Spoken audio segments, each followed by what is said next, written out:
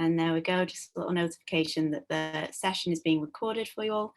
Okay, so to start with, we have our first session, so introducing TEDI-London, which is due to start just after I've introduced us. There is our session 2, studying at TEDI-London, and we'll be starting that at 5:30. And then our third and final session is live at TEDI-London, beginning at 6:15. So throughout the day, we'll be covering all the different elements. So just a quick introduction to TEDI-London, our entry requirements. Then in session 2, a bit of a deeper dive into our curriculum, how you'll learn, some examples of projects that you would be working on. And then in session 3, there'll be more of a focus on the student experience and our campus. So really excited to tell you about all of that. But for now, just to let you know that if you would like to put any questions in the chat throughout, then we can come to questions throughout the session. We don't have to wait until the very end of the Q&A, but that chat function is down at the bottom there, and there will be some interactive elements to the sessions as well. So please do engage with the chat. It makes it much better for all of us if you get involved and get interactive with that chat. So for now, I'll hand over to our Deputy Dean, Mike Sutcliffe, who is going to introduce TEDI-London for us. So over to you, Mike. Well, thank you very much, Eleanor, and thank you everybody for coming along as well. It's my pleasure to welcome you here this evening. So as Eleanor said, my name is Professor Mike Sutcliffe. I'm the Deputy Dean at TEDI-London, which means that I'm responsible for everything that faces students, which means if you decide to come here, it will really impact on the experience that you have. So if we could have the first slide, please. So what is TEDI-London? You'll have seen some of this from the website, but just to go through it with you a bit. So we're a new higher engineering higher education provider. We're delivering purely engineering degrees, and we've got 2 degrees. We've got the BEng and we've got an MEng in global design engineering. I'll go through that in a bit more detail in a subsequent slide. Importantly, the way that we're delivering is different as well. So we're delivering predominantly through projects. So assessment will be through projects with just one integrated exam as you go through the program. So if you don't like exams, then our program is the sort of thing that may suit you. In terms of how we're shaping those projects as well, they're very much real world, and we'll come to that later, but they make a real difference is the important thing. In terms of the students that we're looking for, what type of student are we looking for? Well, we're doing things differently. We're solving problems, as I say. So we're looking for students that are open-minded, are creative, are problem solvers, and want to solve the big problems that the world faces, and particularly post-COVID as we emerge. So next slide, please.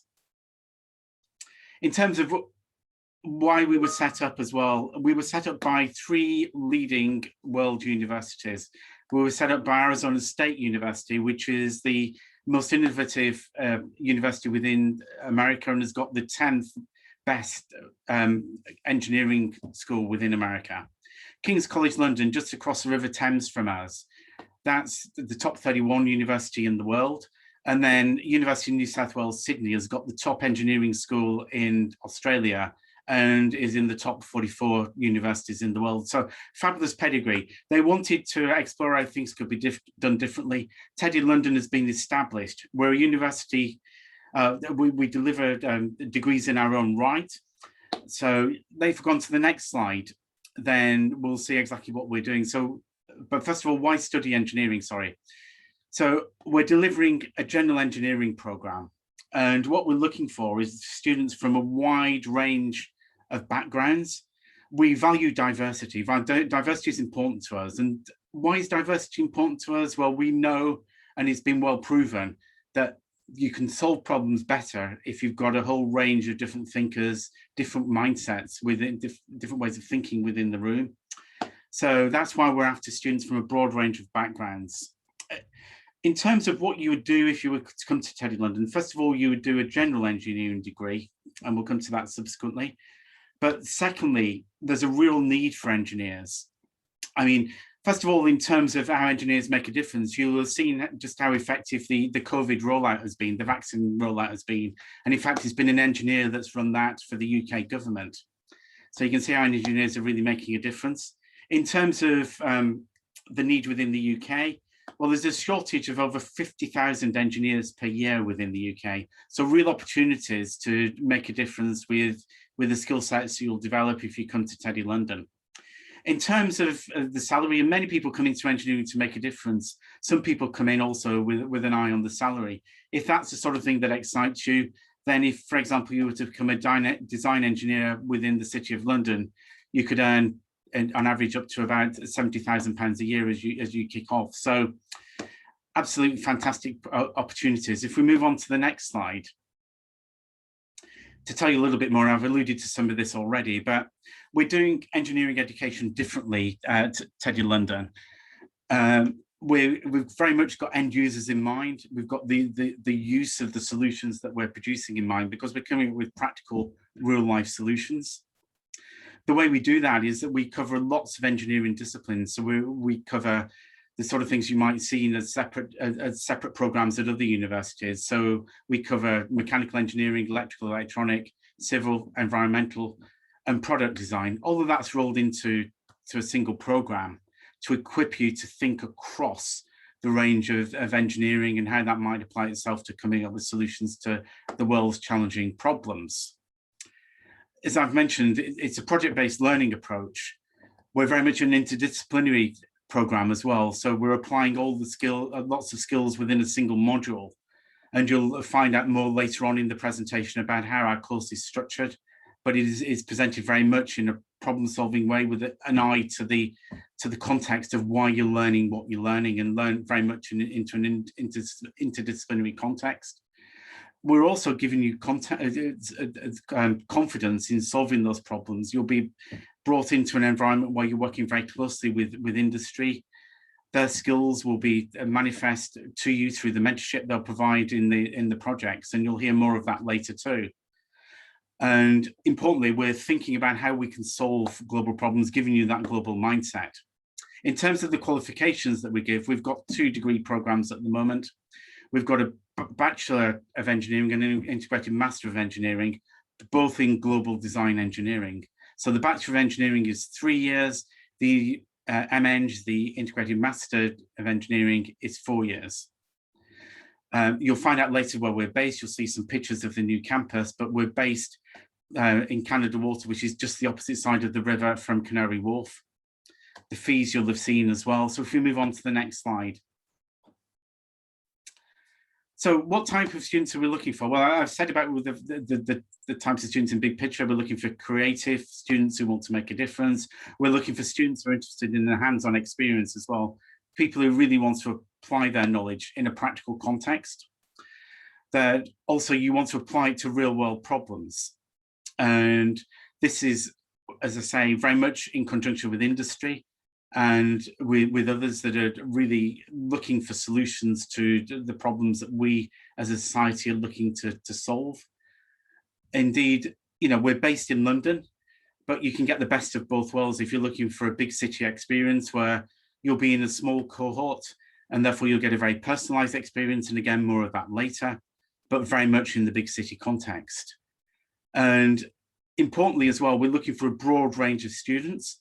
So it's a home for you if you're studying physics and maths, but equally if you're not studying physics and maths, but want to apply engineering and learn more about engineering to solve problems, then we're the place for you too.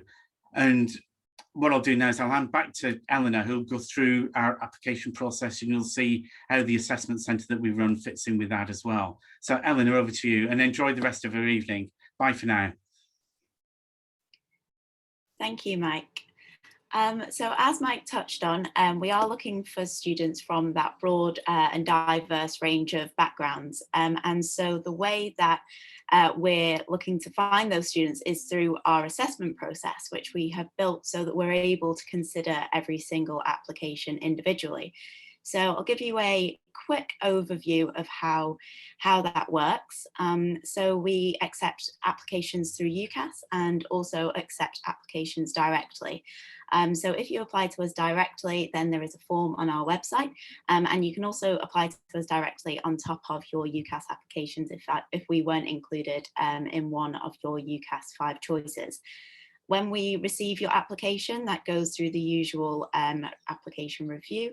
So if you're coming from an education background, we accept all sorts of qualifications at level 3 or equivalent, so A levels, BTEC, IB, and we're looking for students on track to achieve or already achieved 120 UCAS points. And then with our GCSE requirements, that's a 6 in maths and a 5 in English. If you're coming from an employment background, then we can look at your experience and consider the transferable skills that you have and whether that is eligible to make your way onto the programme, either with your level 3 qualifications and employment, or we can consider whether your employment experience is extensive enough to be in lieu of those level 3 qualifications. We have our numeracy test. So our numeracy test is conducted by Pearson. It assesses your ability to learn maths. So it's not about your current ability, it's more about your aptitude for maths and the application of that. Because within our programme, there's a real focus and emphasis on maths in application, so not just maths for the sake of maths. And then we move on to, if you pass through the application review, then we will invite you to interview and ask you to complete a small project, which you will then present at your interview, where you'll meet a few colleagues from across the TEDI-London team, and then we will just start the next one, please. And then we'll invite you to interview, and that is very much a two-way process. So you'll be getting to know us just as much as we'll be getting to know you. And then following your interview, depending on the outcome of that, then we'll go through the sort of references, offered to study at TEDI-London, and then those IELTS and visa requirements if you're coming from an international background. Obviously then leading on hopefully to your confirmation. So it's important to highlight that this assessment process is tailored to each individual. So not every student will have to complete every single part of this. For example, the numeracy test, to forego that, we ask that you achieve a minimum C in a A-level or equivalent qualification. So if you don't have that maths qualification, you haven't studied to choose maths, that's not a problem at all for applying to TEDI-London, because we can include that numeracy test into your assessment process. And then just a bit on why it is exactly that we don't have that maths prerequisite, because there is across the sector at most institutions, there is a prerequisite to study engineering. You will have to have studied maths or physics, but we don't have that at TEDI-London. And that's because of that point of diversity. So if you look at this stat here, only 38.5% of the total cohort that came through in 2019 had completed maths A-level were female.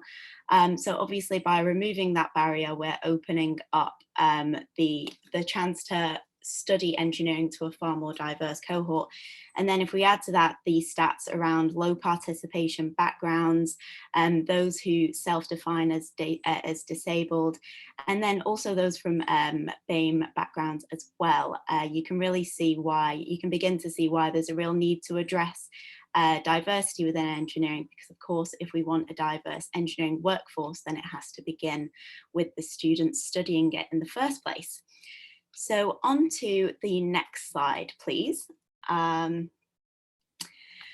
So we keep talking about the importance of diversity, but it's actually important to understand why it's important. And to do that, we're hoping to get you thinking about some real life applications of diversity in engineering, or more so the lack of diversity in engineering at times. So to give some context, you may have heard before about reference man. And reference man is a Caucasian 25 to 30-year-old male. He's generally around 1.7 meters tall and about 70 kilograms. And he is the sort of reference that is used for like modeling across several disciplines, including engineering. So we've got a couple of products up on the screen here. So just want to get you thinking about what the issues might be if these products are developed only for that reference man. So if we're only testing out the designs on that one type of person. So if you open up the chat at the bottom, like I said at the start, this will be much funner for me and you if you try and get involved. So if we take our first product here, so we've got safety goggles and masks. So have a think about some of the problems that might arise if safety goggles and masks were only created or only designed with that one reference man in mind. So I'll just give you 30 seconds or so to just pop some ideas in the chat. Doesn't matter if they're right or wrong, just what could go wrong if a mask was only created for one type of user.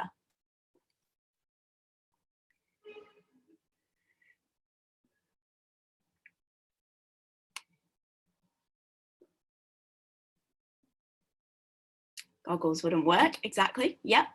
Might not fit properly, glasses fog up, for sure, yep. I mean, I've had it where I've been wearing my mask and my glasses are suddenly fogged up and I can't see anything, so I'm walking around the supermarket unable to see. Face shapes come in a variety of sizes, so they may not fit correctly, exactly. Children's masks wouldn't fit. All great answers. So yeah, exactly. And throughout the pandemic, just a real life example here, throughout the pandemic, there have been numerous reports of goggles and masks not fitting correctly.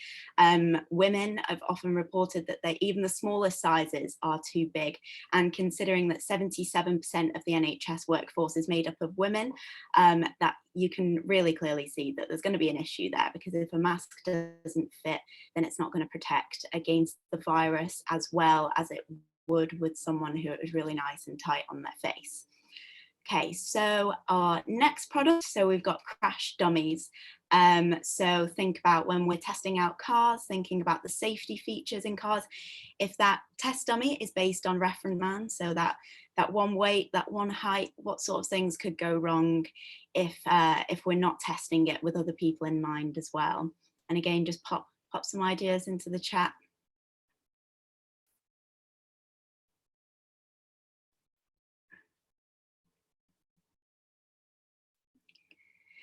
So we've got the seatbelt might be too tight and might restrict breathing, for sure. Safety features would be designed around one body type, exactly. Different weights would result in different accidents, exactly.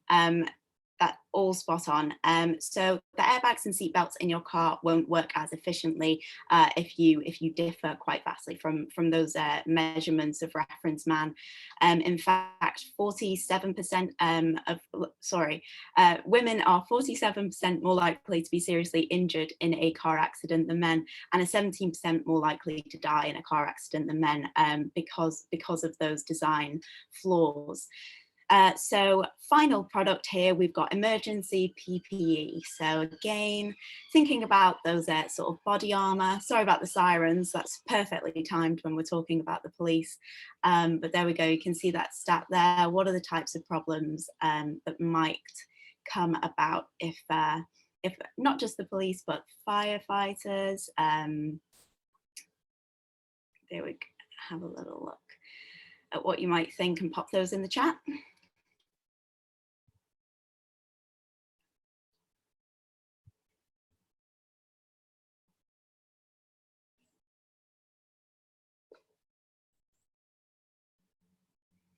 This one got people stumped. Oh, here we go. Vests may not fit properly and could lead to a police officer being more likely to be stabbed. Exactly. Puts more people at risk to danger than others. Absolutely. So on that one, vests may not fit properly and could lead to police officers being more likely to be stabbed. They might not be more likely to be stabbed, but they might be more likely to be injured as a result of being stabbed because they aren't wearing that vest that would protect them. And exactly, you summed it up perfectly there. If it doesn't fit, it won't work correctly. So I mean, police often report that things rub, they rise up when they're driving, but I mean, it can be more serious too.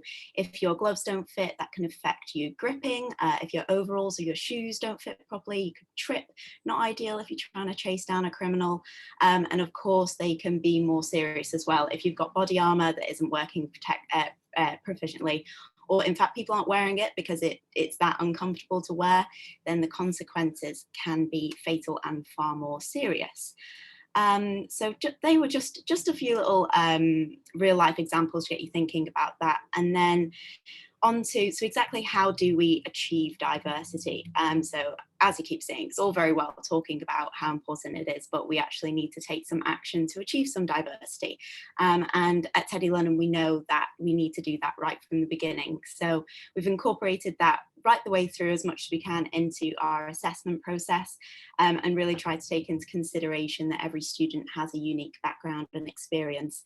So we've quickly touched on our entry requirements, but of course, if you want to know more about our entry requirements or anything about the assessment process, you can ask us in today's session, but I would also encourage you to go and have a look at our virtual exhibition, which hopefully the link will magically appear in the chat, that you can go and have a look around there.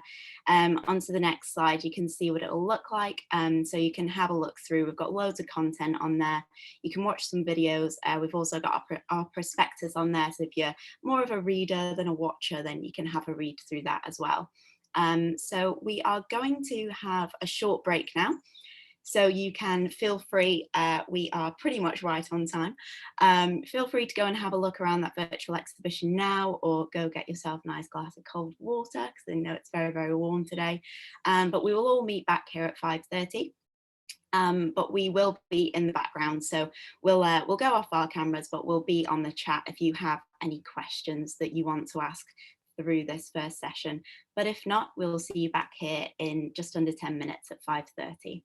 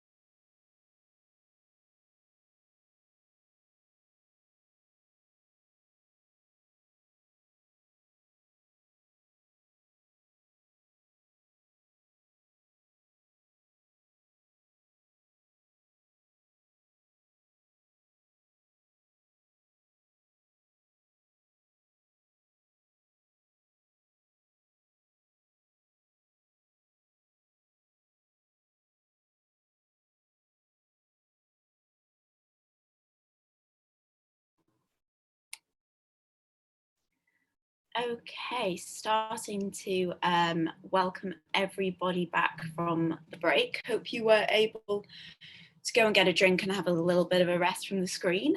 We'll just give it a minute or so while everyone makes their way back.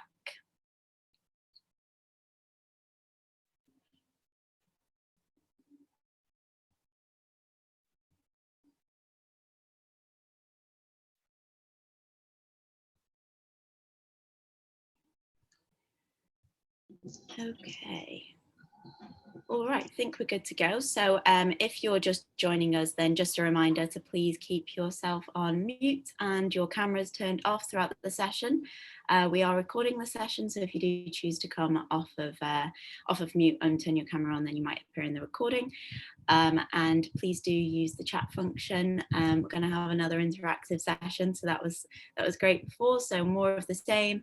And if you have any questions, then please do feel free to pop them in there. Okay, so we can get started. Okay, so welcome to session 2. So in this session, we're going to be looking more into the curriculum. So I'll invite our colleagues from the academic team to have a talk about that too, to you just shortly. But for now, we are welcoming one of our resident design engineers, Kay Bond. So give us a wave, Kay. Everyone can see you.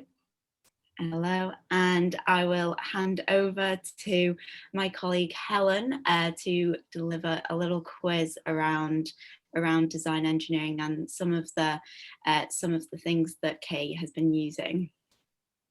Thanks, Eleanor. We've got a little bit of an exercise to just wake everyone up a bit. Hopefully it is a hot afternoon. I know that I'm suffering in the heat a little bit, but it's really designed to get you thinking like a design engineer. So as Eleanor says, we've got a little quiz, and it's thinking about the sort of kit that would be in a design engineering toolbox. So kicking off with the first question, answers in the chat. We like quick fire. And we like creativity at TEDI-London. So starting with a bit of a traditional one though. So hard hats and high vis are very much associated with engineering. But how often has our resident design engineer, Professor Kay Bond, used her hard hat and high vis in the last 2 years? So how many times has she been sporting the lovely yellow? I know you can get pink as well, and orange, but we've a bit of yellow though. gone for a yellow. We've said 2 years because the lateral thinking amongst you may guess if we had it at 6 months is not very often because of what's been happening with COVID. So we are going for a literal answer as a design engineer rather than a COVID answer. So in the chat, it's looking a bit quiet, so I'm hoping it's just because my internet's a bit slow. Oh, that's better. Yeah. 3 days a week, maybe once or twice, 4 times, 5 times in the last 2 years, 8 times, 50 times. This is warming up now. I feel a bit like Cara Vorderman with all of these numbers. I can't add them up. No, I can't. I definitely can't add them up. 400 times. Any more guesses? Any more guesses? There was, I think, a correct answer in there somewhere. What's that? I can reveal that Kay has never used her hard hat and high vis in the last 2 years. Can you talk us around that, Kay? So yeah, so my role in terms of design engineering tends to be around machinery, tends to be quite small design of machinery. The largest machine that I've ever designed or been involved with was just a few tons, and that was a transfer press which made little widgets basically, and at each stage in the transfer process it changed shape to its final net shape. But generally it was I've done things like embroidery machinery, you know, to do logos on clothing, that kind of thing, that runs at, I don't know, 6,000 RPM or something like that. So 6,000 stitches per minute, that kind of thing. Laser cutters and thumb brakes for motorbikes and things like that. And I also did, I was involved with a water carrier support, if you like, that went on top of somebody's shoulders rather than all the weight going through their neck. And they have to carry something, you know, 10 to 20 kilos of water. And this is for people, you know, having to use wells rather than having running water. So yeah, quite varied, but not using my hard hat and high vis, I'm afraid. Smashing, thank you. So next question, please. Firing in the text. So how often does a design engineer use CAD or computer aided design? And there's a great little image here, which I thought was a heat map earlier. And then Kay did actually reward me by saying that the heat very much looks like those are the stresses on the system of those handlebars. So we've warmed up nicely in the chat every week, every day. Any more on how often we're using CAD as a design engineer? A couple of times a week, once a week. I think they're on to us here, Kay, don't you? Absolutely, yeah. I think they've seen the recording. Shall we reveal the answer?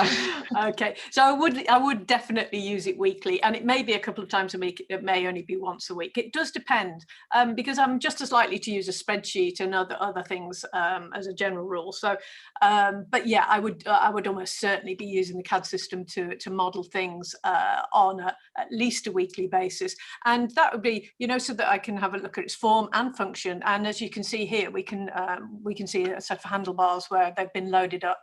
And we're looking at stresses and that, and deflection, and we'd be using the CAD system, you know, fairly regularly to make sure that that our designs actually work and that they meet the criteria that we want, that we've set. And you can use the CAD system creatively. You know, you can go from paper to, you know, sketching something on paper to CAD fairly easily. Once you've got those ideas in your head, and you can make the changes to the design as necessary. So, okay. Brilliant. Thank you. Let's see if they're still as hot on the next question. So there's an image of one of our lovely 3D printers.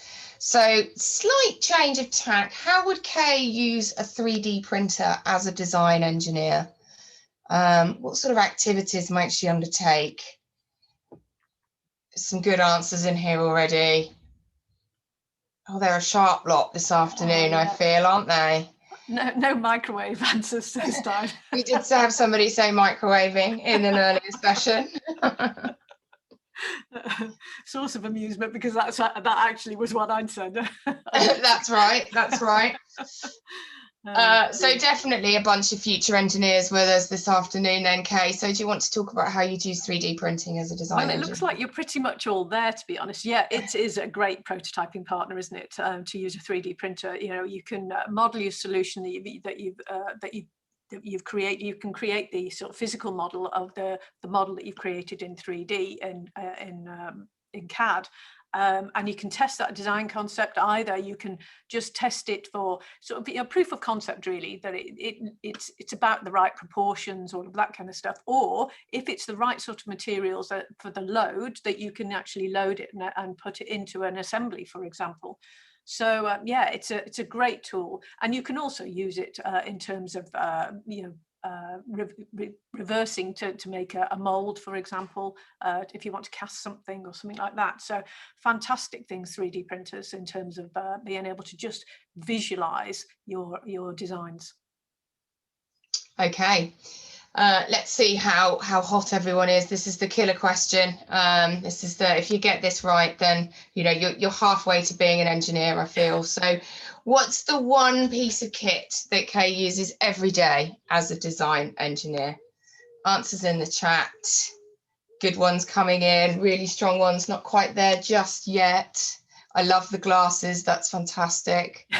I do now. I didn't used to. Microwave, very witty. Her brain, not very often. Calculator. You see, some of these things are sort of close in terms of the calculator, the pencil, the notepad. You know, what else did we have? Computer. Yeah, you can see you're kind of heading in the right direction. So the big reveal, the one piece of kit that Kay uses every day as a design engineer is something we pretty much all have in our pockets or near to us right now, and that's her mobile phone. Yeah.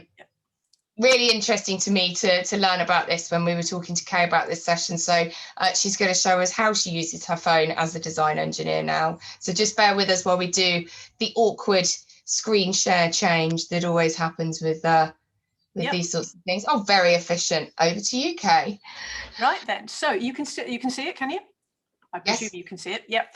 Okay. So this is my mobile phone. Honestly, I can, if I put it in front of you, you can see it's there. And so this is my mobile phone. And the reason I use it every day, whether I'm working as a design engineer or as an academic even, but particularly as a design engineer, you need it to communicate. It might be via email, it might be on the phone, it might be on Teams. So you can use, all sorts of media to be able to communicate. And then you've also got the opportunity to look at drawings, engineering drawings and things like that. But even better than that, if you're really canny, you can actually have a look at SolidWorks models. So I wouldn't create the model on here, but I can interrogate it and I can go and have a look at it. And, I can have a look at, how did that gear go together there, etc. So you get a sense of what you can actually do in terms of using your mobile phone to just have a look at things. This is just a random example that I've pulled up, for example. So that's one element. You can have a look. You can have a look at drawings or models and that kind of thing. And then there are all sorts of apps. So you can obviously use spreadsheets, and you can have a look at spreadsheets there. But I use my calculator very regularly. I have these tap and drill chart calculators and all sorts of data book and things that I can look up on here, and all sorts of smart tools and things like that. I've got a great little tool here, which is, let me just go to that, which is effectively like a little mobile lab. And this has got a GeForce meter here. But if I pick up the oscilloscope, you can see it's picking up my the sound waves from my voice when I'm talking. And if I use the spectrum analyzer, it will tell me which frequencies are peaking. And if you were going to use that, you might use your phone to go and pick up sound that might be causing irritation, maybe road sound or particular machinery sounds that are causing irritation for the users, for example. So it's these kinds of things are really useful, just to be able to take quick measurements before you bring in more expensive kit to do full monitoring. So you've got an idea of what it is that you're looking for. So it's, this is your mobile lab, if you like. If I just close this app off, so this you can see here, it's got all sorts of things going on that you can use. If I close this off, if it let me out, and then hang on a minute, let me use my hand. I've got some other apps here, look up things and that kind of, I can look at drawings, for SolidWorks drawings and that kind of thing. Great little math app. Fabulous little math app. If you fancy it, go and have a look at that. It's available for download.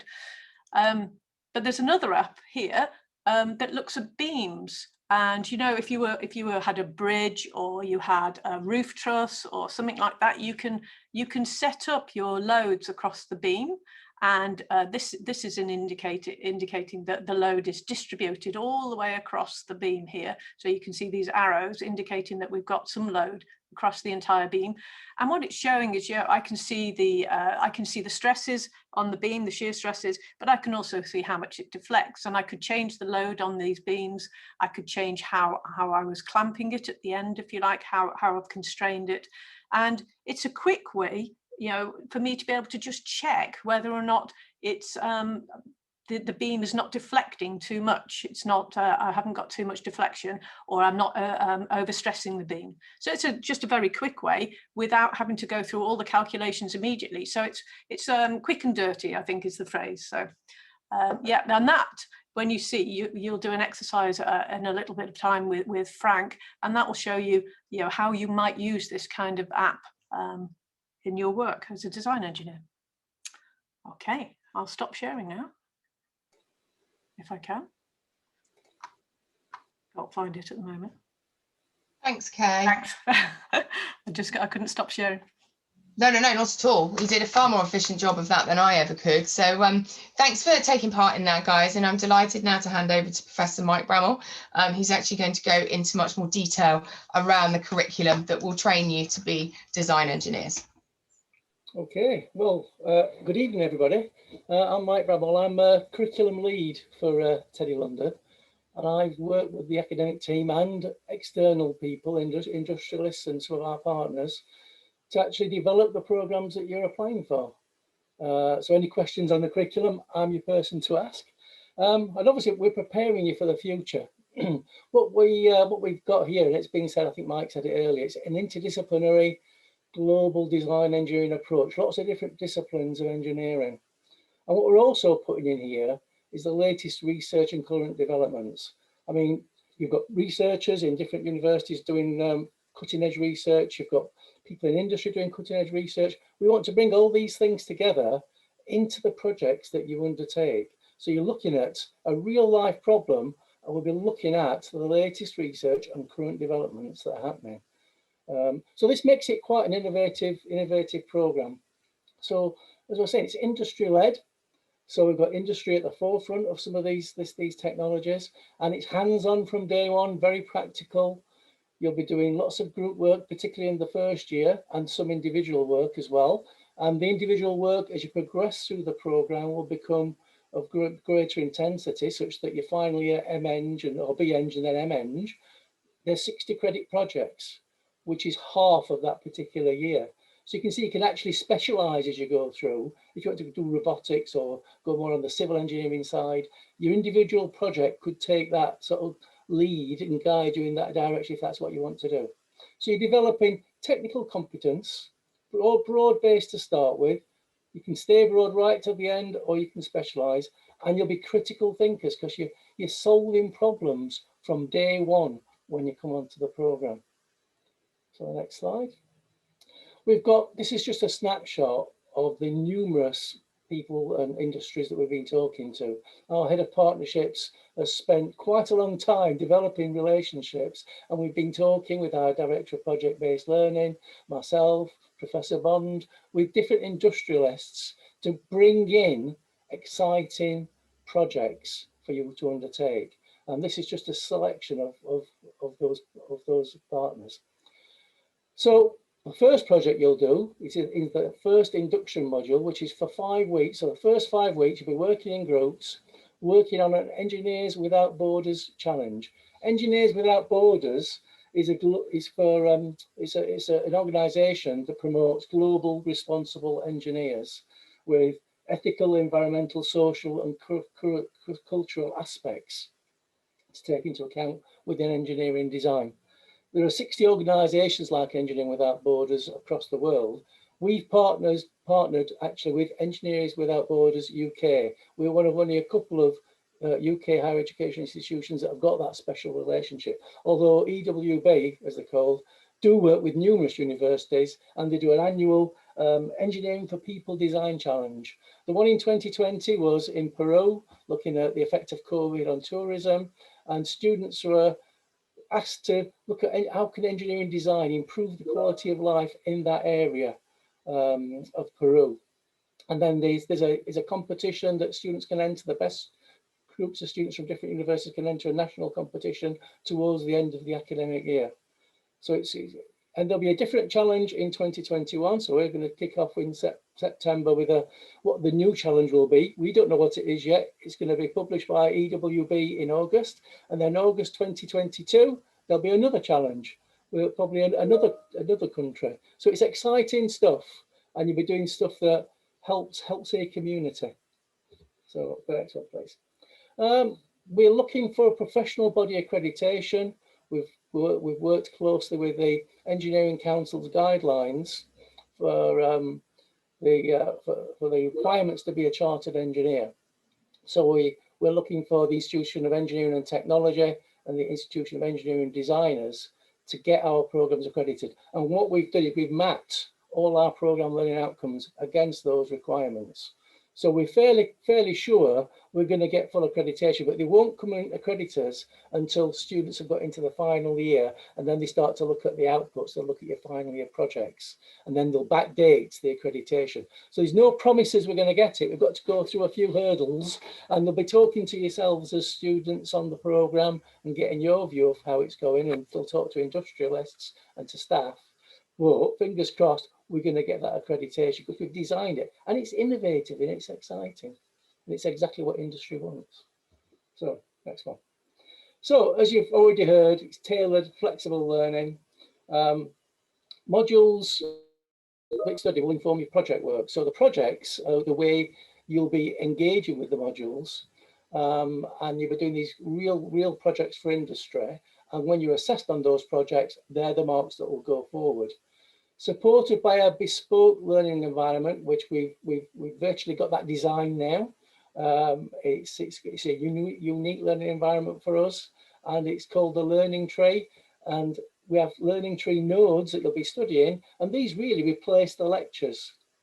And if you look at the Learning Tree here, so you've got sort of 5, 6 modules in the first year, and you can go into each module in the Learn mode and study nodes, as you can see here, in 2 formats. One, like modelling and simulation on your right here, modelling and simulation, that's the guided structure of the nodes that you'll go through to study in parallel with working on your projects in the makerspaces. On the left hand side, there's a search mode where you can maybe type in design research, see what nodes are available that have got design research in them, and study them. And there'll be optional nodes as well, such as foundation level, maths and engineering science, if you haven't got that background, that you can do as well, in a very flexible way.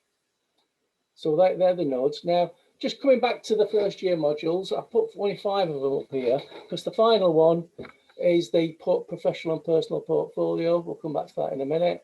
So the Engineering Without Borders is the top left-hand one, Introduction to Engineering Design, first 5 weeks. The second 5 weeks is Applied Engineering for Design at the bottom in the middle there. We've just renamed it, in actual fact, Reverse Engineering for Design, because what the premise of this module is, you take a component from industry, an artifact, take it apart, see how it ticks, and then look at how you can improve that design going forward. And we're talking to quite a few industries at the moment to pick a really exciting project for you undertaking that with the second 5 weeks. Following on that, from that, you'll do modelling and simulation and prototyping in parallel over 10 weeks. Modelling and simulation, looking at doing sort of making the theoretical side of prototyping in a way. You may do a bit of robotics there, get a robot to bring you a cup of tea at your bench, you know, that sort of thing. And then the prototyping in parallel will be actually designing, making, using the 3D printers. And then the final module at the end is designing for smart cities. Let's home in on that a little bit closer. This is going to be done in parallel with the professional portfolio, which I'll talk about in a minute. But this module, you'll learn about designing for smart cities, looking at energy consumption, looking at effect on the environment and sustainability. What we want is healthy living environments, healthy people, and we want to design products for healthy living. So some of the things in the module that the projects will relate to are things like, you know, the Internet of Things, using smart technology, smart applications. You know, we've all got an Alexa, haven't we, or Google Assistant in our houses these days. Well, what level is that taking to in some of the smart buildings? It could be looking at heating systems, transportation systems and infrastructures, and carbon zero, carbon neutral. So that's going to be exciting, sort of, that'll be the tail end of the first year, where you'll do a wonderful presentation on some great ideas you've come up with. I'll come back to the portfolio module in a minute when we look at the assessment, but in a couple of slides. So let's just talk through how you'll learn this curriculum. You've got a good idea now, you'll be doing projects. Now, Eleanor talked about a flexible, and Mike talks about it, a flexible entry model on the right-hand side there at the bottom. Students coming in with a range of skills that should complement each other. We've got some students that have done lots of maths and physics, some that have got some industrial experience or previous design experience, students from more of an arts and design background, or different backgrounds altogether. come in, we bring you to the right level during the first year with the learning tree and the nodes and the projects. And then lecturers will act as coaches and mentors to yourselves, with industrialists supporting you as well. And we'll be learning together in the makerspace environment on the projects. There'll be projects that we're not familiar with, that coming from industry. We'll work with you. You're going to have to come up with all the answers. We'll pop you in the right direction, and you're the ones that are going to be assessed on it. But we'll be learning together, and it's going to be fun. It's going to be a real close-knit community between yourselves as students and ourselves as academics. Right, so the assessments then. A wide range of assessments for the project. You'll be doing group reports, individual reports, pictures, presentations, dragons den type things, websites, short videos, posters, and then culminating in the end in the final module, which I may have mentioned a couple of times, is the professional portfolio module. There's two things you'll do. One's a 4-hour integrated exam that pulls together your learning from the first year to solve a problem, a design problem. And you'll be using your expertise. It'll be open book, so you'll be able to use your expertise to design and come up with a design solution for something for industry.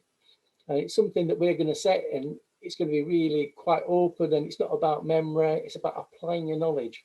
The other half of the module is a professional and personal portfolio, which gets you to reflect during the year. You'll be supported throughout the year to reflect on this portfolio as to how you meet the requirements to be a chartered engineer.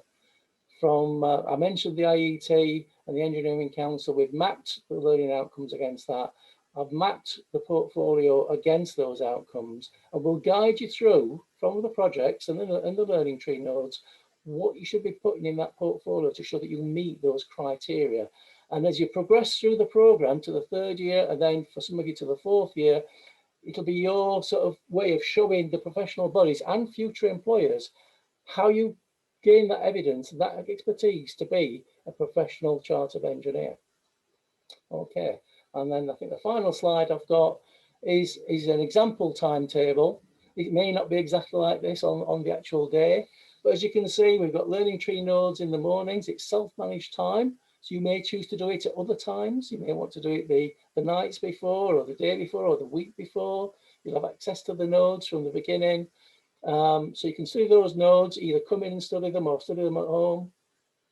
And then in the afternoon, there'll be 4 3-hour sessions in the makerspaces. In this one, it's the reverse engineering project, but obviously you'll be doing in the first 5 weeks the Engineering Without Borders project. So typically 12 hours a week, whether it's one module or 2 modules in parallel, it's 12 hours a week, with your study on the learning tree nodes. On the right hand side, your optional nodes you may want to study, or maths top-ups, foundation science and foundation maths nodes, which you may need to do because you've not done much maths before.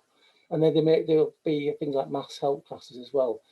In the midst of all this, we'll be supporting you with the nodes and the links with the projects by doing ad hoc tutorials.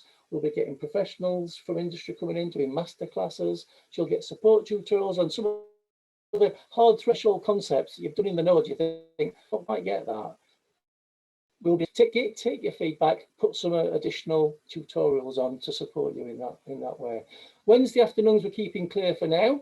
We can't promise it forever, but that's for sports activities if you want to do that, or you want to meet as a group, or you want to do some more of the node reviews and study. But it's there basically to for sort of sporting activities if you're into that sort of thing. We have got links with King's College London, which will be talked about a little bit later on. The Wednesday mornings there, we want you to do nodes, and we've put in quite a lot of CAD in. I mean, Kay talked about the CAD. You can't learn CAD just through online learning. You have to actually do it. And so we're going to have several weeks in the certainly first 1 or 2 blocks of the program where you're doing lots of CAD and 3D modeling with tutor support, so that you can get that hands-on experience. So it's not all about doing everything on your own. It's about us supporting you through that process. So that's an exemplar timetable that gives you a good feel for what you're letting yourselves in for. So I think at this point I'm going to hand over to Frank. So I've talked about what we think we want you to do. Frank's going to do it from a more practical point of view now. What will it be like when you're working with people like myself and Frank in the makerspaces? What's it going to be like? So I'm handing you to Dr. Frank Nichols, and hopefully your internet's working okay, Frank, this time. And I'll pass over to you. Yep, thanks, Mike. Yeah, let's hope it works. It dropped out this morning.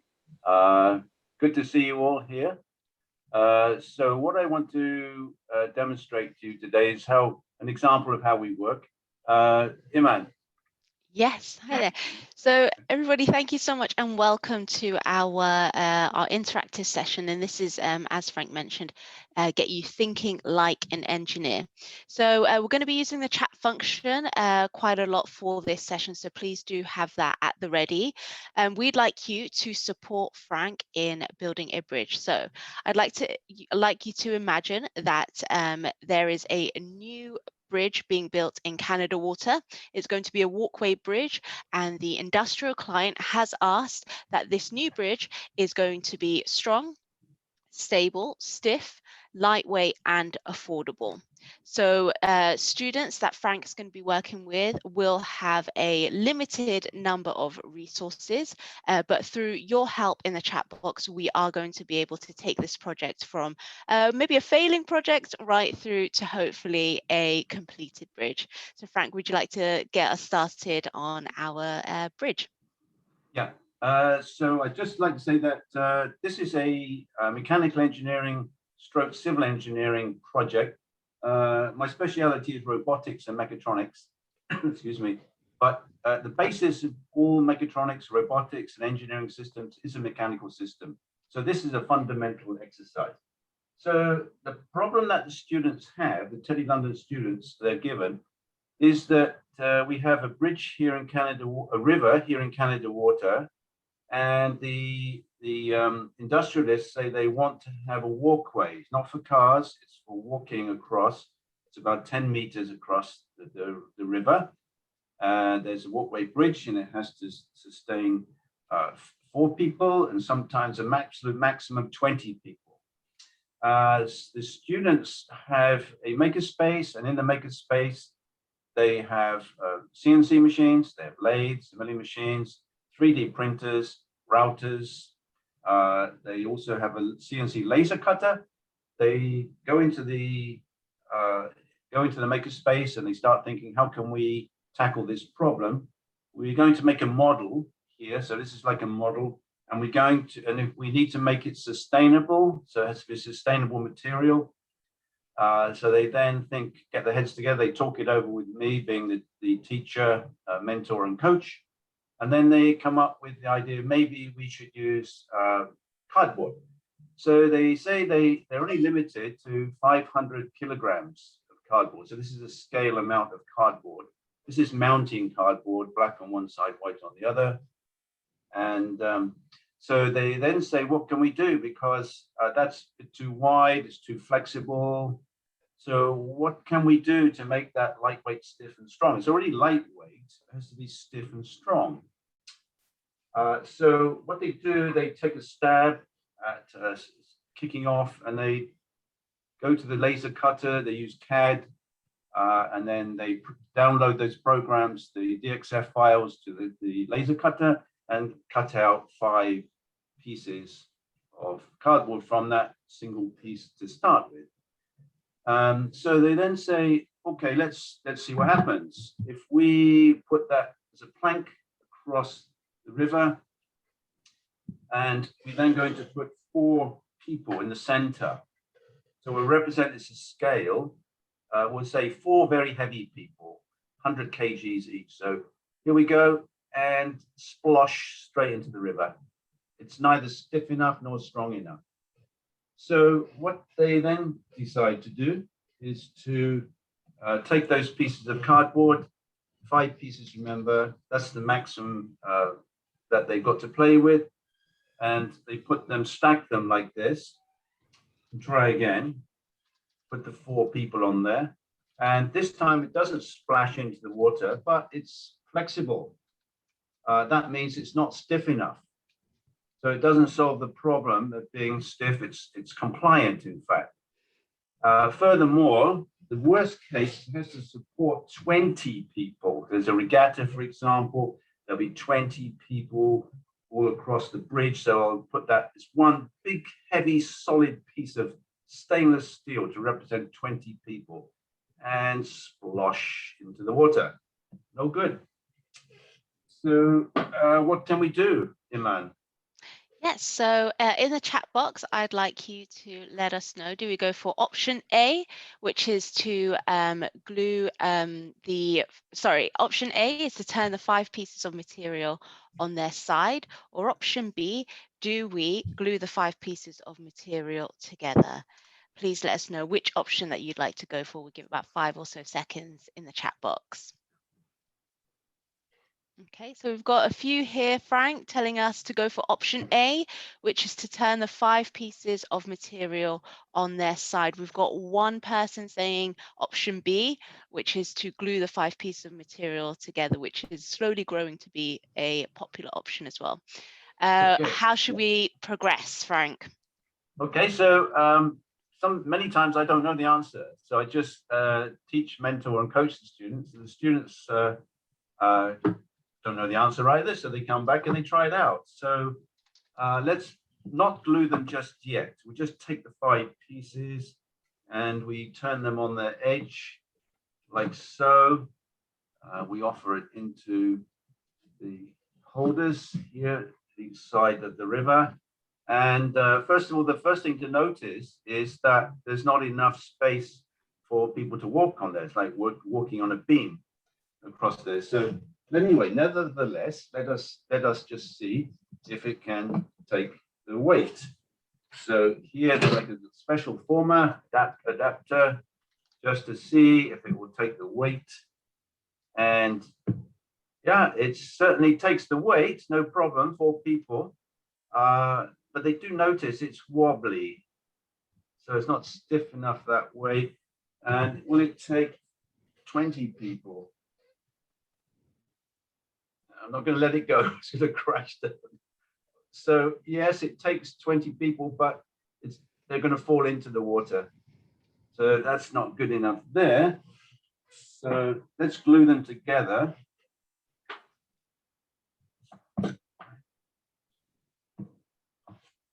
Lay those down out of the way.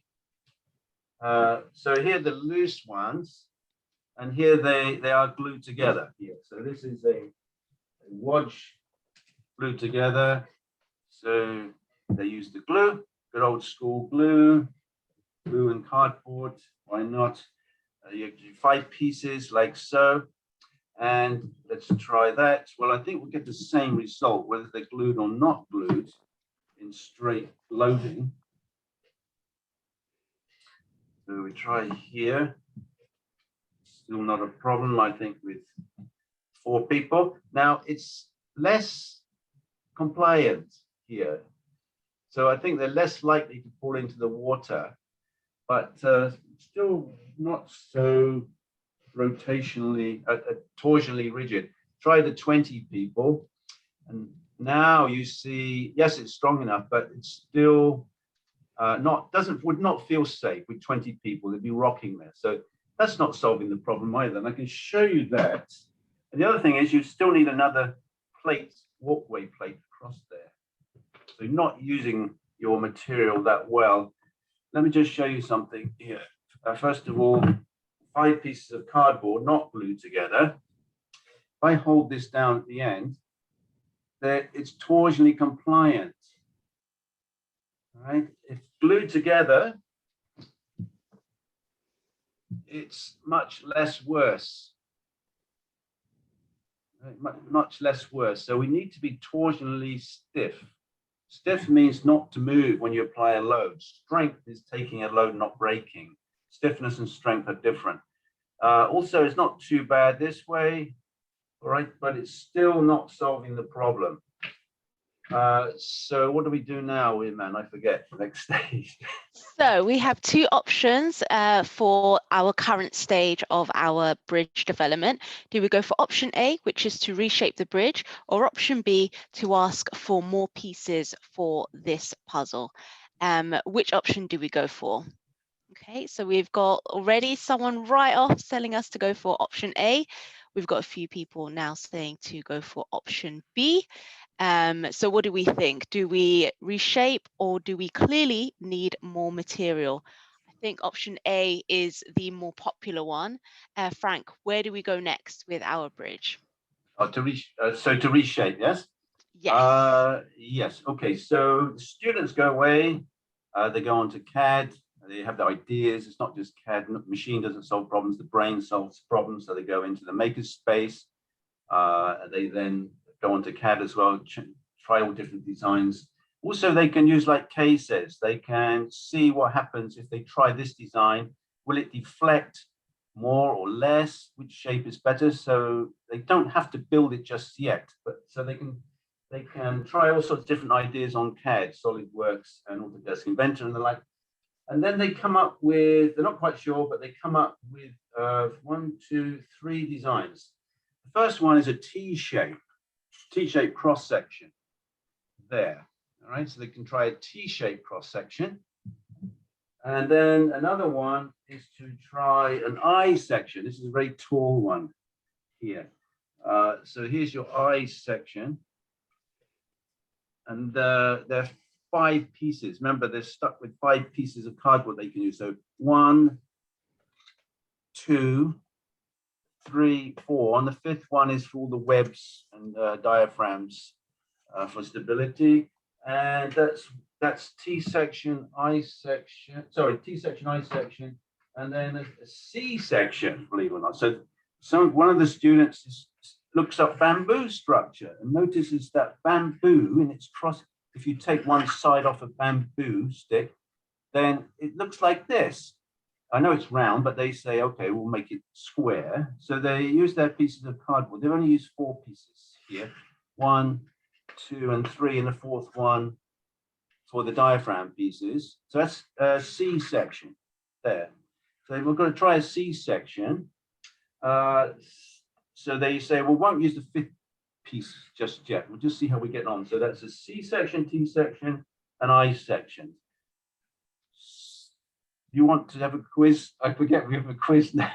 Yes, so please let us know which option shall we go for. So do we go for the C shape, I shape, T shape, or any other shape of bridge? Please do pop that into the chat and let us know which option you think that we should go for. Okay, so we've got a few people saying C shape, which seems to be the quite popular. And we've got D shape. So we've got C being the most popular, which is the T shape of the bridge. Frank, how should the students move ahead with this project? So we try the C shape, yeah? Yes. No. So option C, which is T shape, is the most popular. Okay. Right. So here's your T shape. Let's offer that one up here, and here. So, and then let's go straight for the kill, shall we? We go straight for 20 people. And yeah, it shakes the board, in fact. Now, it certainly takes the load, but whoa, I'm not going to feel very safe on that. All right, so T section's a bit not really solving the problem. It's not torsionally rigid. And I can show you that like so. If I hold it down here, and it's torsionally not rigid. So that one's not going to solve the problem. Should we try the I section? Let's try I section. Here, we go straight for the kill, go straight in for 20 people on the top, and no problem, can take the load. But whoa, that's even more torsionally compliant, I think. I can show you that here. Very compliant. So that won't solve the problem. And then the C section. Let's try the C section here. And we go straight for the kill again. 20 people. And it deflects a bit, but also this one is torsionally compliant. That's not solving the problem. Yeah. This is the way design engineering goes many times. So there you can see, look, it's very torsionally compliant. So what to do, lah? What should we do now? Okay, so if we've gone for the bamboo structure, we've got two options here that we can go to. Option A, which is to add steel to the structure or fill in the gaps with concrete, or option 2, to turn the bridge into a box. Which option do we go for, A or B? Okay, so we have quite a mixed response this time, Frank. So we've got a few people saying to add, overwhelming amount saying to add concrete or steel to the structure, with a few option B sprinkled in, which is to turn the bridge into a box. How do we proceed with the bridge?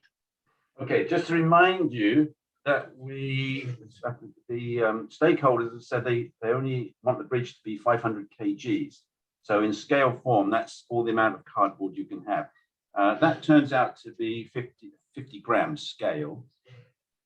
It turns out that this is a piece of steel, it's a steel rule, and that's also 50 grams.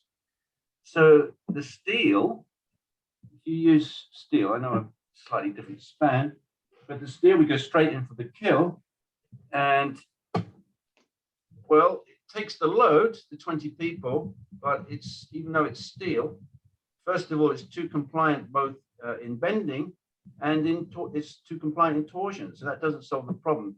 Yes, it would help it that way, but it's still torsionally not rigid. Still torsionally compliant somewhat. So just using steel doesn't solve the problem. It has to be shape. It's the most important thing. So if the students try it out, they go to the CAD, also try it, and then they take the 5th piece of the siege section, the bamboo, and they close it up with the fifth piece here, glue it all up. And I've got the same one here. It's the same piece. It's actually glued up. The glue's been there setting for about an hour. That's fine. So that's a box, very lightweight. And let's just try it. We go straight into the kill again. 20 people right in the middle. And no problem, takes the load. And it's torsionally rigid. I can't move it. So I can show you that. I hold it down here. I try to turn it. It won't rotate. So it's torsionally stiff. So that box is tremendous. It solves the problem. It's torsionally rigid. It's bending rigid. So it's very stiff, lightweight, stiff and strong. There you go. So that's solved the problem in principle. So, Iman, what do we do now?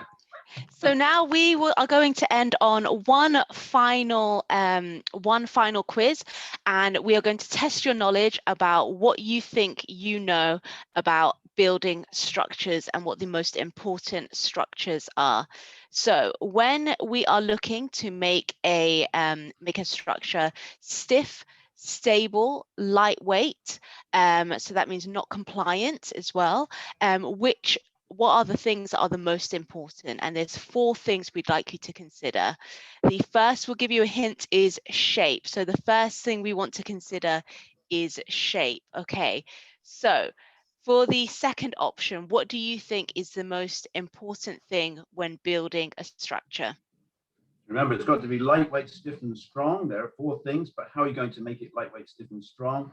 There's a clue. We already realized that the first one is shape. The second one is, stays in, is shape.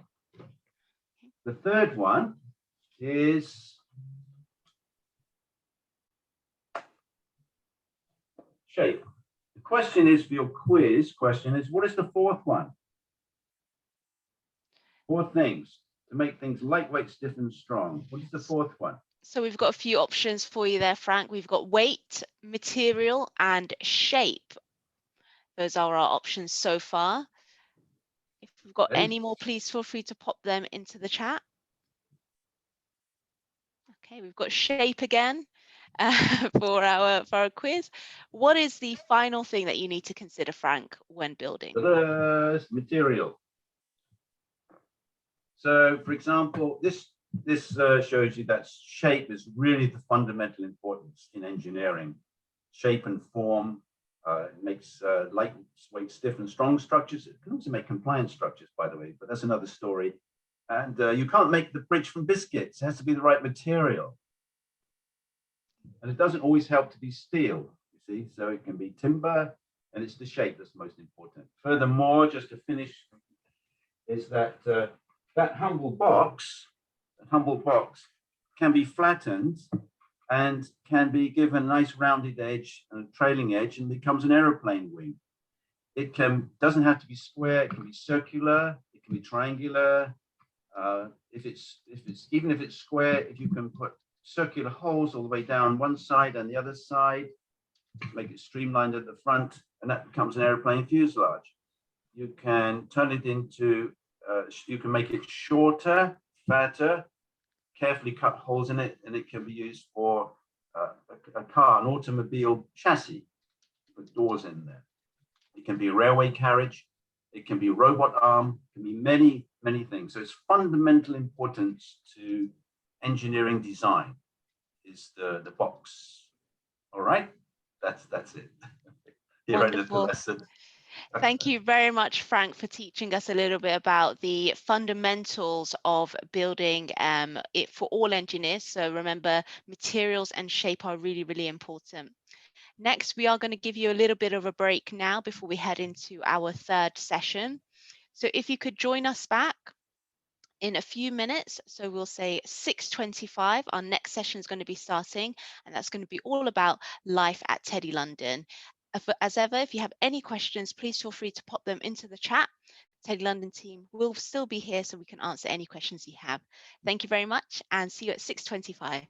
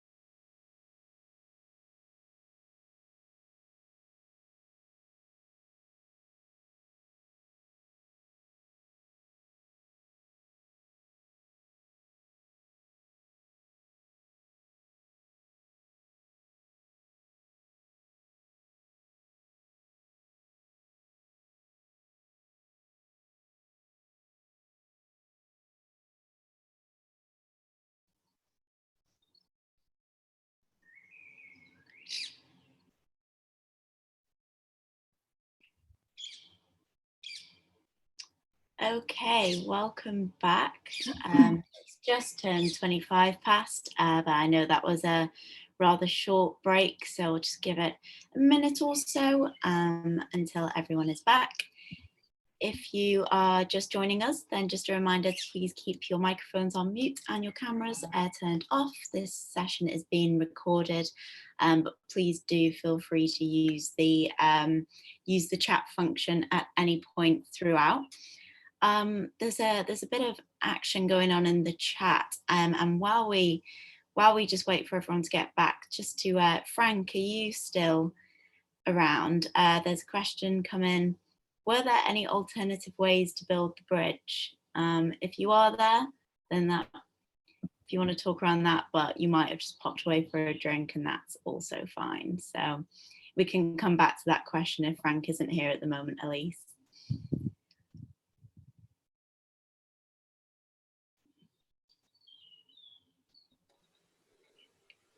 Yeah, I've answered a question, Eleanor, in the chat about maths. Spotted that, yeah. A good question from I think it was from Layla about how much maths is in the programme. Well, we go back to very fundamentals with the foundation maths nodes that we've produced, so that if you've got very little experience of maths beyond GCSE, this will certainly help you to understand the fundamentals and the theories behind it. But the maths that's in it from then on is more about using it in the makerspaces for the projects and in the context of the problem.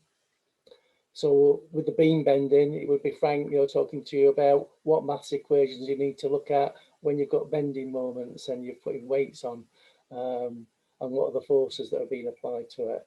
So it's that sort of thing. Are there any good books to read before the course? Well, I think what we'll be doing is we'll be giving you some of the nodes to have a look at before the course starts, and we'll have some reading lists there. So I think what we'll be doing as an academic team is deciding which books might be the best ones, because we'll have reading lists for all the modules and the nodes, and we're in the process of putting that together. Brilliant.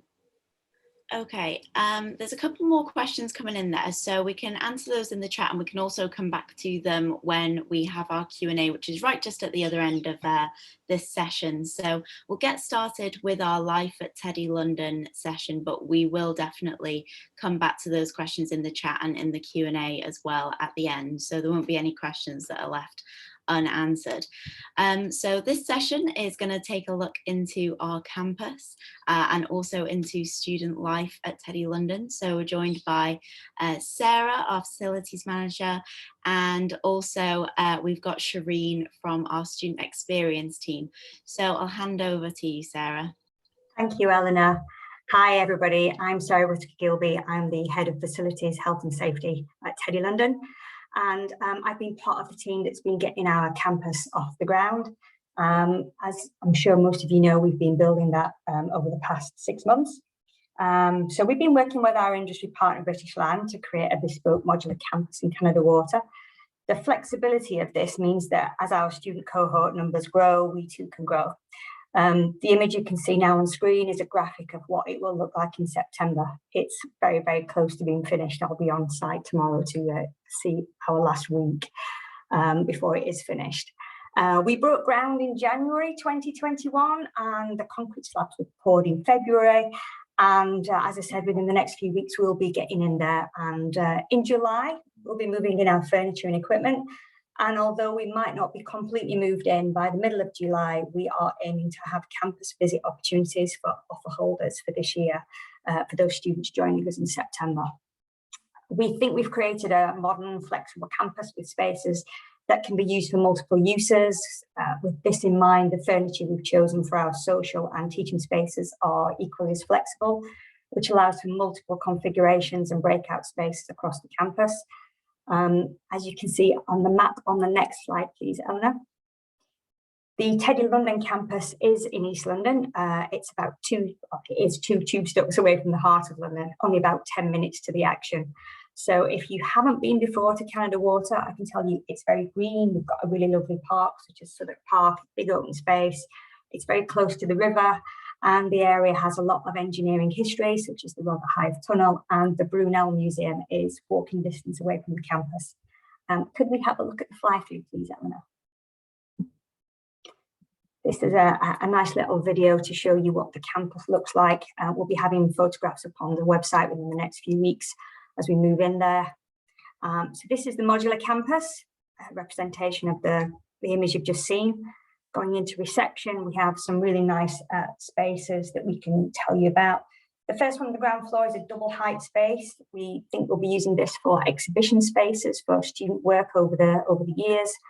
At the back there is a cafeteria space, also a bit of a breakout space for people to get together. On the ground floor is our heavy duty maker space. We think we'll be having more of the heavy machinery in there.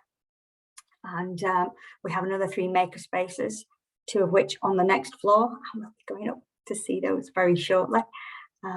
So on the first floor, we have a mechatronics space. That's this one here, slightly smaller than the other space on this floor.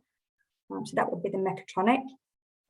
Then when you go, you can see the double height space there as you look out over the exhibition space and event space. And that space there to your, well, directly in front of you is the TEDI-London office. This is the larger maker space on this floor. It's much more of a teaching space, but there will still be some making happening in there as well. And then on the 3rd floor, we have another maker space, kind of a copy of the one that's on the 1st floor. And we are hoping that our students will help us decide what furniture to put in there, what we might need in that space. And this is our student breakout space. So it's dedicated for student use, to get together and talk about projects and work together when you don't want to be in the maker spaces. And then on this floor, we also have a fabulous outside terrace. We're hoping for lots of sunshine so that people can actually use this again as space to get out there, talk about projects and work on things together. So that's what the space will look like. We will be taking delivery of that space in about 2 weeks' time, around about the 5th of July, and then spending the next couple of months to get in there, 6 weeks or so, to get in there, test it, and make sure that it's ready for when everybody gets with us in the middle of September. If anybody has any questions, either on this session or you want to send me something offline, if you don't think of it today, please do. I'm now going to hand over to my colleague Shireen from the Student Experience team. She can tell you a little bit more about what life might be like as a TEDI-London student. Thank you. Thanks, Sarah. Good evening, everybody. I'm Shireen. I'm Assistant Registrar for Student Experience, and I'm going to tell you a bit more about student life at TEDI, and student services and the student experience. So right now, this slide tells you the dates that we're going to be having next academic year. And the ones for the following year will probably be quite similar. So it kind of gives you an idea of what you're looking at there.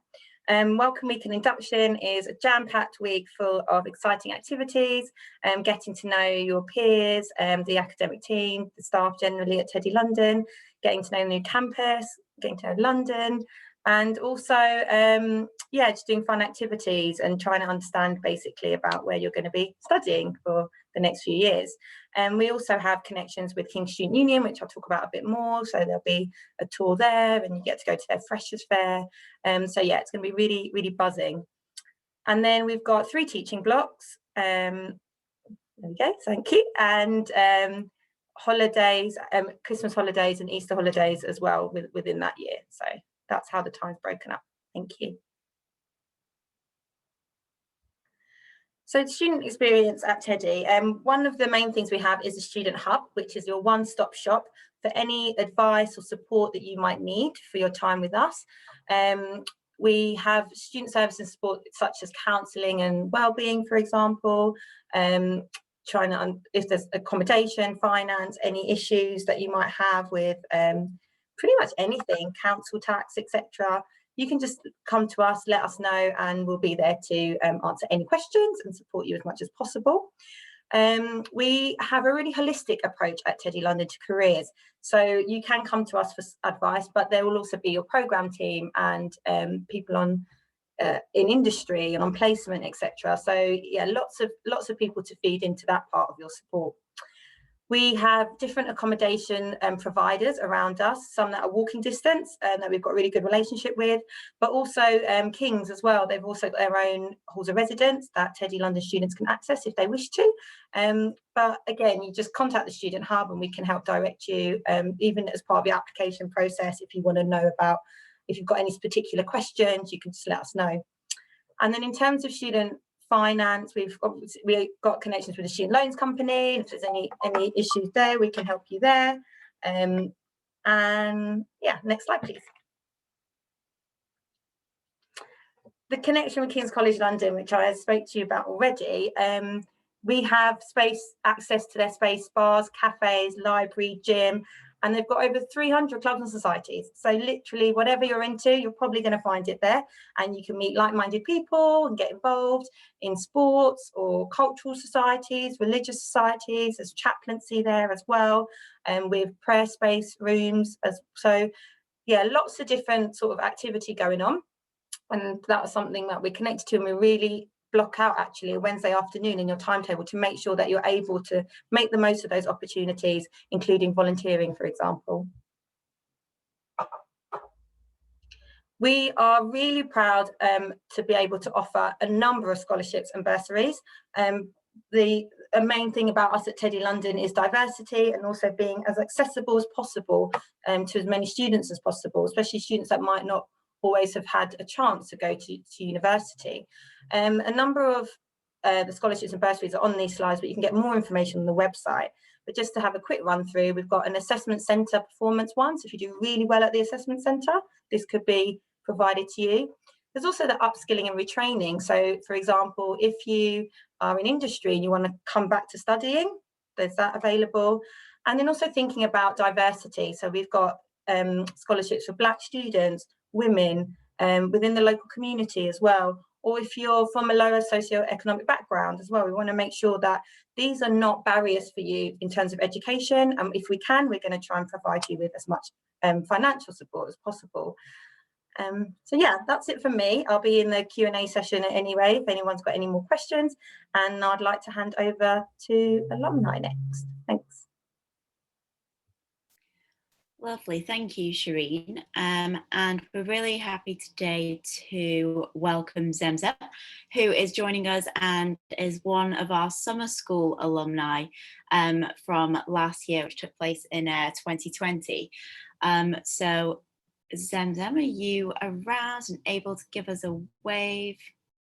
Hello everyone, so my name's Zemzem, and like Eleanor just said, I was a participant in the summer school of 2020. Fabulous. So if anyone has any questions for Zemzem, then please do pop them in the chat, but I've got a couple of questions here for you to get us started. So if you could just tell us a little bit about what you've been doing since you completed that summer school, and also what it was that first got you interested in engineering. So I've just finished my chemistry degree at the University of Southampton, and I've been working on an internship with my university, establishing a new program. And I've been really using the iterative way of thinking that TEDI-London uses in the design of this brand new scheme that we're developing. And what got me interested in engineering to start off with was when I initially applied for the TEDI-London summer school, looking at the whole picture. So the issue with my degree, which was chemistry, is that where we look very specifically at things, whereas with engineering, you'd kind of pull from lots of different areas, which I found quite exciting. Thank you. All right, so we've spoken in previous sessions about the project-based learning at TEDI-London. So how did you find that project-based learning differed to traditional teaching? So with the project-based learning, it's really you tailor your learning. So we were able to pursue avenues which I guess traditional learning wouldn't necessarily have. So for our design, we changed to looking at building a smart indoor garden. So we spent, hours and hours on researching plant sensors. Whereas I guess, in some of the lectures we had, it was very generic stuff about how a sensor works and not very specific. So you really tailor your learning through project learning, and you follow your interests. So you're not necessarily being lectured content that you find perhaps not as interesting. All of it is kind of off your own back, but also with support. So it's really kind of tailored learning. So you learn what you want to learn, as well as obviously the basics. Great, thank you.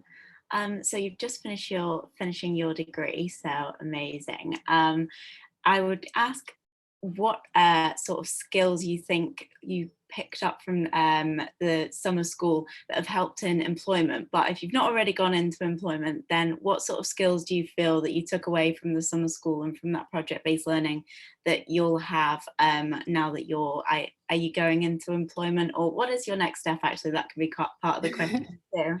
So yeah, my next step is going into employment. I mean, I'm currently working an internship, so I'm I guess employed for a chunk of time. So I've used the skills that I've used. So I actually did my research project based on my kind of experience with TEDI-London.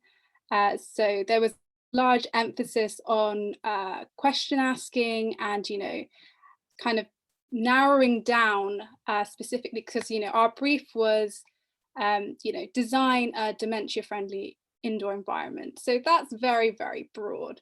So the way to kind of narrow down through questioning I found very, very interesting, and I've used that actually in my internship with designing this new project, asking the right questions and asking what is it we want to achieve. Yeah, so things like that. Great. And did you find it quite hard to adapt to that different way of sort of learning and working in the group from your degree? It was definitely a big change, but I guess because we had such a diverse team, we were all kind of adapting together, and Teddy was really good at giving us like a lot of guidance. So the kind of lectures where we were taught about global virtual learning, we're working together, and how to communicate things, but also I really liked, this is something I've talked about quite a lot in my internship and other things I've done, is I remember them talking about a case study by Google where the best team had team members speaking the same amount rather than their skill level being like really high or something. It was to do with everyone being able to communicate equally, and that's what we really incorporated in my team specifically, and it worked really well. So it gave me such a wonderful experience of group working, and as we probably know that sometimes groups fall out and it can be quite difficult, so it really gave an insight of a different way of working in a group. Thank you. So last question before we sort of open the floor up for questions. So please, everyone in the audience, do pop your questions in the chat for the whole TEDI-London team. But last one from me to you, Zemzem, is what would your top tip be for students who are currently looking to go to university now? So not necessarily specifically for engineering, but what sort of, on reflection, what do you wish you'd known when you were looking around for going to university?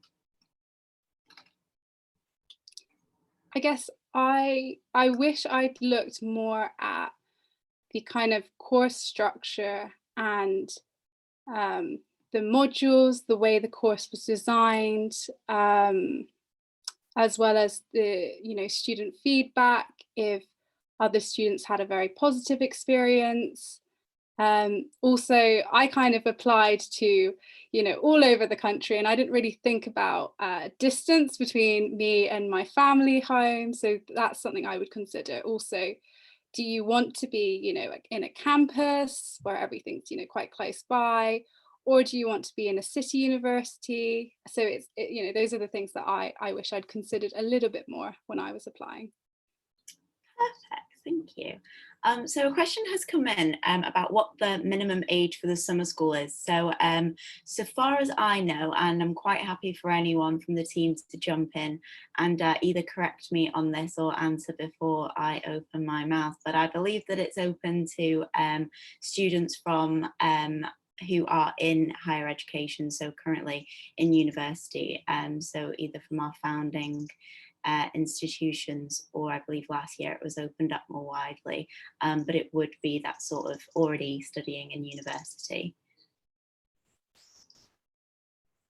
And then for non-STEM students, are there any good maths courses to get a grip on the sorts of maths offered at TEDI-London?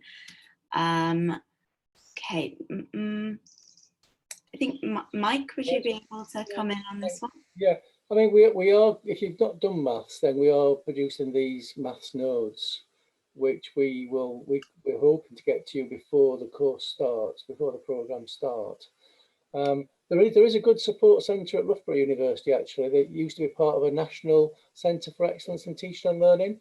I'll post that in the chat, because there's some real good maths materials in there that we've looked at that have been used nationally by other universities, because it was part of a programme nationally to have like centres of excellence across the country in different different sort of bits of engineering and mathematics.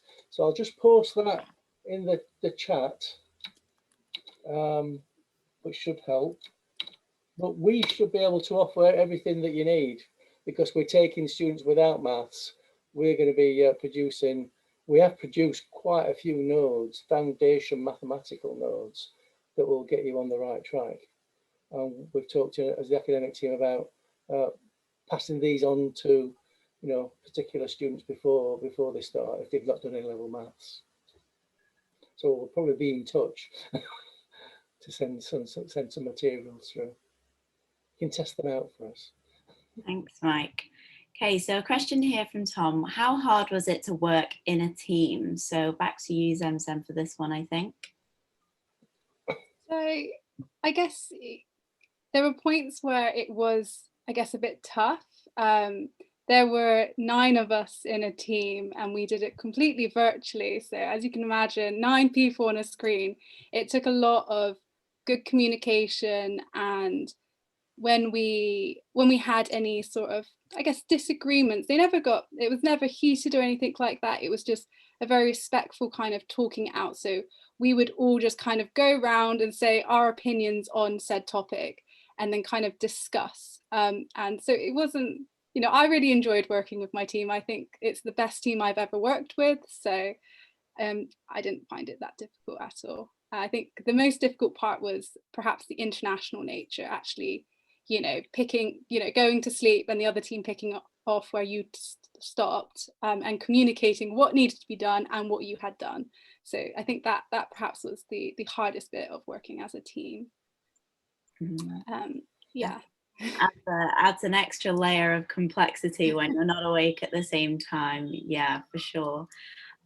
Well, I know that you have to dash off, so we'll say goodbye to Zemzem for now. So thank you ever so much for joining us. And if anyone has any questions still that you think of, do feel free to pop them in the chat. I'm sure that we can pass those along and get back to you at another time for those. But thank you ever so much for joining us. Absolutely. Thank you so much for having me. Bye. No problem at all. See you later. So we have a question that's come in here. What items will we need for the start of the course? So I think maybe Shireen, are you able to chat around that, or Mike as well?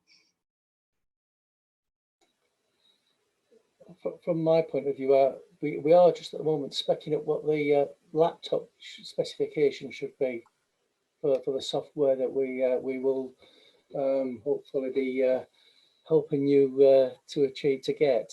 So there'll be certain bits of software that we're going to use, and there's educational discounts. So we are going to be looking at the provision of laptops to our students going forward. But we're still in the process of specking out what that needs to be. So don't go rushing out and buying a laptop yet. And there may be some sort of aids to students that can't afford laptops as well. But I think that's about it, really. I think from Professor Bunn's point of view, a mobile phone would be handy. Download the apps onto. Yeah. So just to check in, there's sort of no specific tools or PPE that students will need to provide themselves. We'll be providing the tools. We're having meetings weekly now on what's going to be in the makerspaces. We've got tools on the list, many tools and PPE. We will, if there's anything in particular, we'll write to you to let you know. But it's mainly, I think all the questions we've had so far have been about the what laptop do I need. But we don't really expect you to be buying bits of kit, really. Great. Any specialist stuff. And stay with us, because I think you might be able to help with this one. But does TEDI-London support co-curriculars? And if so, how? But if not, that may be a question that we might need to get back to. I'm not sure what you mean by co-curriculars. Is that studying different topics? You know, because some universities you can do other activities. You can do a social science modules or nodes.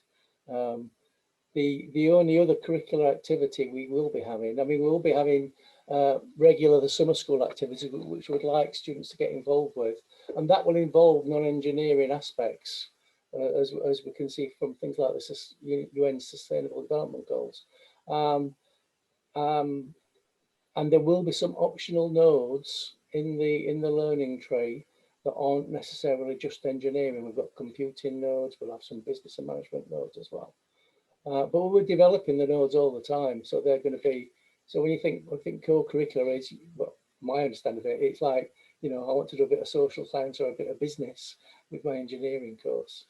But we've got a fixed curriculum, so anything you do in addition to that may be supportive, but the assessment will be part of the projects, and the projects will be so broad as well that it will bring in some of these other curricular activities that you or knowledge that you may need.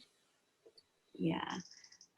Yeah, and just to sort of cover all bases, because I wasn't too sure what was meant by co-curricular, if it's sort of the more extracurricular activity, as Mike touched on earlier in his session, there is the Wednesday afternoons that for now are blocked out. So there are those societies and all the clubs through King's College London that you can get involved with. And so in terms of allocating you time to be able to get involved in those, if that was what you meant, there is the time sort of element is supported by TEDI-London. Fantastic.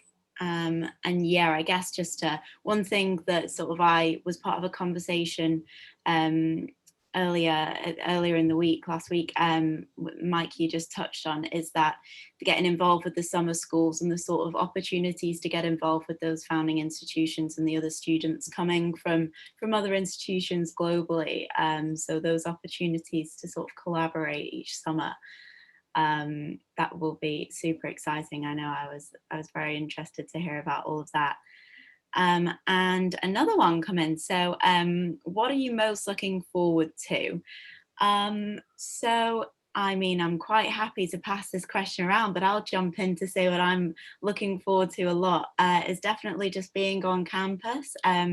We've been to visit our campus, so it was really getting along. There's a beautiful deck up at the top, so hopefully come September we've got some lovely weather, and really just putting some faces to the names, because we've been meeting the students, applying through our interviews, so it will just be really lovely to see some actual bodies in our campus and see the makerspaces full and noisy and hear everyone sharing their ideas. But if anyone else wants to comment on what they're most looking forward to, please do jump in. Sarah, go ahead. Like you, Eleanor, it's having people in the space. It's just the space at the moment, and it's fantastic seeing it evolve and you know, over the past few months we've seen it go from just being boxes to become rooms, to become designated areas. You can see what those spaces are going to be used for, but until you've got people in there, it's just a space. So for me, it is definitely about seeing the students on campus. Thanks. Thank you. I can't wait to actually be on campus and meet you all there, all the students and the staff. And I think we'll have a great time with Frank and Kay and the other academics that some of you haven't seen or met yet. I think it'd be a great community. And I think it's going to be fun. I think we're going to have a great time. Creativity and fun. And that's what my academic life's been. Doing project-based learning and having fun. Absolutely, yeah. There we go. So we've got a couple more from the team coming in. So can't wait to meet all the students. Looking forward to the projects and seeing students and industry working together. And yeah, we can't wait to meet all of you too. Another question's come in here. So what would you say makes someone a successful applicant? So again, if anyone else wants to jump in on this one, but from my perspective, so we've been through a round of assessment and interviews quite a number of times now. So it's all listed on our website, sort of in the words of what we're looking for. But really, it is that those 3 A's that we talk about: the aptitude, the attitude, and the ability. And really, just that passion for engineering really comes through. It's lovely. There's always an opportunity within the interviews to sort of hear about why exactly you want to go into engineering. And there's never one answer. It's always really varied. People have their own personal reasons for wanting to get into engineering.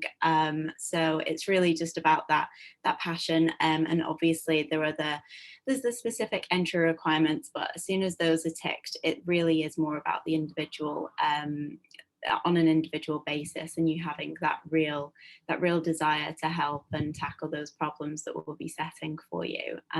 But Iman, I saw your camera come on, so what are your thoughts? Oh, just on mute. Just to say that we get a lot of interested students who, when asking this, generally are just feeling a little bit unsure about if their background, their skills and their experience aren't quite aligned with what we're looking for. And at that stage, we do definitely encourage you, if you are interested in studying at TEDI-London, to head over to our website, head over to our YouTube channel, and you'll really get to see what we're talking about. We are going to be a different engineering provider. We are looking for different people with different perspectives to study with us. And with that, we've made every single accommodation that we can make to ensure that we do have people who are interested to study with us. And that's reflected, as we've said, in our application process, in our staff, in our structure that we work in TEDI-London. It's very different to what you see with other higher education providers. It's very different to other courses that you will see. And if you are feeling very specific about your own circumstances, we are very open on our hello at TEDI-London inbox, as well as admissions at TEDI-London, and we're more than happy to talk with you on chat online or over the phone or through email about your specific circumstances and whether or not you would be the right fit for TEDI-London. So if you are inspired, that's what's most important right now, and the details, we'll figure that out together later. But what's most important is that you kind of gel with our values and the things that we're hoping to achieve as a new higher education provider. Absolutely, thank you, Iman. And Julie, I saw you pop up for a second there, and I want to hand over to you if you're still there, because Julie is a member of our academic team, so we'll be mentoring and working alongside you. So what type of student are you hoping joins TEDI-London, Julie? Oh, thank you, Eleanor. Yeah, no, I would be, you know, all and everywhere. I think Iman put it beautifully. If you have got appetite and will to be the difference that we want to see in engineering, then TEDI is for you. And we hope that you'll consider applying and joining in. Fabulous. All right, well, no more questions are in the chat at the moment. If anyone is currently just typing one out frantically, then I'll give it a second to see if that comes through. But otherwise, do be sure to go check out our virtual exhibition that I've mentioned a couple of times through the sessions today. On there, you can watch through all of our video content. It's also available on YouTube. You can also read through our prospectus. As I say, if you prefer to read through things than watch a load of videos, then that's there for you to look through as well. And there's, of course, our website, which you can read around. And a email address has just been popped into the chat there. So that's hello@tedi-london.ac.uk. And we also have the live chat, so you can get in touch with us. If we're online, the replies are pretty much instant. If we're not online, then we will get a notification and get back to you as soon as we're in the office. But yeah, just to extend a huge thank you to the whole TEDI-London team for joining us today for all of these sessions, and to everyone who has joined the call in the audience for all of your engagement and all of your questions. These sessions are only as good as the participants, and this has been a really good one. So thank you ever so much for joining us, and hopefully you can all get out and enjoy the last of the evening sunshine for a bit. Final note is that the recording for the sessions will be shared with everybody who's registered for the open day. So you'll get a recording of this through if you want to listen back to us at any point. All right. Oh, so happy to hear. Thank you. All right. We're looking forward to you applying as well. Okay. Thanks, everyone. Have a great evening. Bye. Bye-bye.